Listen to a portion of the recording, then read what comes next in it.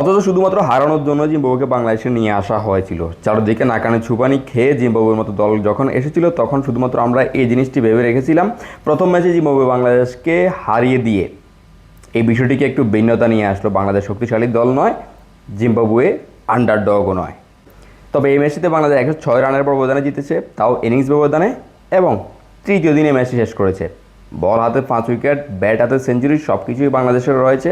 তবে কেন জানি মজা হচ্ছে না, ভালো লাগতেছে না। গত ম্যাচে যেহেতু বাংলাদেশ জিম্বাবুয়ের বিপক্ষে একটা বড় ব্যবধানে হেরেছে, জিম্বাবুয়ে যেহেতু তাদের শক্তি প্রদর্শন করেছিল, সেই দলটির বিপক্ষে একটু সমীহ করে খেলার দরকার ছিল বাংলাদেশের। কেন আমি বলছি কথাটা, কারণ আগামী ম্যাচে কী হবে সেটি আবু বোঝা যাচ্ছে না। কেন আগামী ম্যাচে আবার যদি বাংলাদেশ কোনো একটি দলের বিপক্ষে ভালো একটি ব্যবধানে হেরে যায়, তবে এই যে ইনিংস এবং 106 রানের ব্যবধানের যে জয়টি, সেটি শুধুমাত্র জয় হিসেবে থাকবে। সেখান থেকে আমরা কী পেয়েছি বা শেখার কিছু তো পাইনি। প্রথমত জিনিসটি হচ্ছে এটা, আমরা তো শেখার কিছু পাইনি, আমাদের শেখা দরকার।